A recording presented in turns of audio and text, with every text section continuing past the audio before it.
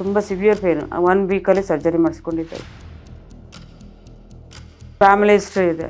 First ಒಂಥರ ಚೂರು 1 ಸೆಂಟಿಮೀಟರ್ಷ್ಟು ಒಂಚೂರು ಹಾರ್ಡಾಗಿ ಸಿಕ್ತು. ರೀಸನ್ಸ್ ಅಂತೇನಿಲ್ಲ, ಜಾಸ್ತಿ ಅವ್ರು ಫಸ್ಟ್ ಕೇಳಿದೆ ಮಕ್ಕಳೆಷ್ಟು ಅಂತ ಕೇಳಿದರು. ಇದು ಯೂಟ್ಯೂಬಲ್ಲಿ ನೋಡ್ಬಿಟ್ಟು ಅದಕ್ಕೆ ಇದಕ್ಕೆ ಬಂದು ಆಯುರ್ವೇದ. ನಮಸ್ತೆ, Kaveramma AP, Bengaluru Banashankari second stage, 58 years. Symptoms ಸ್ವಲ್ಪ ಮೈಲ್ಡ್ ಹೆಡೇಕ್ ಇತ್ತು 3 ಮಂತಿಂದ. ಅದು ಬಿಟ್ಟರೆ ಇನ್ನೇನು ಇರಲಿಲ್ಲ.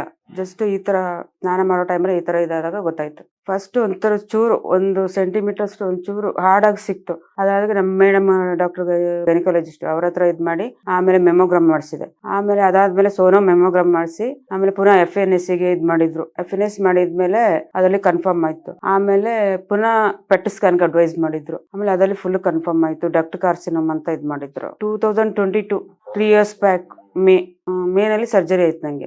ಮ್ಯಾಸೆಕ್ಟಮಿ ಮಾಡಿಸ್ಕೊಂಡೆ. FNSC ಮಾಡಿದ್ಮೇಲೆ ಅದು ಫುಲ್ಲು ಪೇನ್ ಬಂದ್ಬಿಡ್ತು.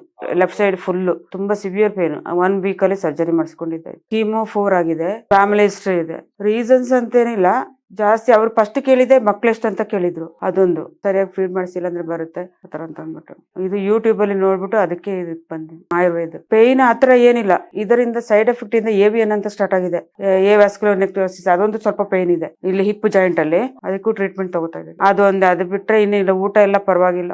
ಆಮೇಲೆ ನನ್ನ ಮಗ ಆಮೇಲೆ ಇದು ಯೂಟ್ಯೂಬಲ್ಲಿ ನೋಡ್ಬಿಟ್ಟು ಇದಕ್ಕೆ ಓಣ ಅಂದ್ಬಿಟ್ಟು ಅವನ ಇದು ಅಪಾಯಿಂಟ್ಮೆಂಟ್ ತಗೊಂಡಿತ್ತು. ಎಲ್ಲ ಚೆನ್ನಾಗಿ ಅನಿಸ್ತು. ಅದೇ ಫುಡ್ ಬಗ್ಗೆ, ಇದ್ರ ಬಗ್ಗೆ, ಟ್ರೀಟ್ಮೆಂಟ್ ಬಗ್ಗೆ ಎಲ್ಲ ಅಡ್ವೈಸ್ ಮಾಡಿದ್ರು. ಯಾವುದೆಲ್ಲ ಫುಡ್ ತಗೋಬೇಕು ಇದೆಲ್ಲ ಅಂತ ಅಂದ್ಬಿಟ್ಟು, ಮೆಡಿಸಿನ್ ಹೇಗೆ ತಗೋಬೇಕು ಎಲ್ಲ ಅಂತ ಅಂದ್ಬಿಟ್ಟು. Okay, thank you.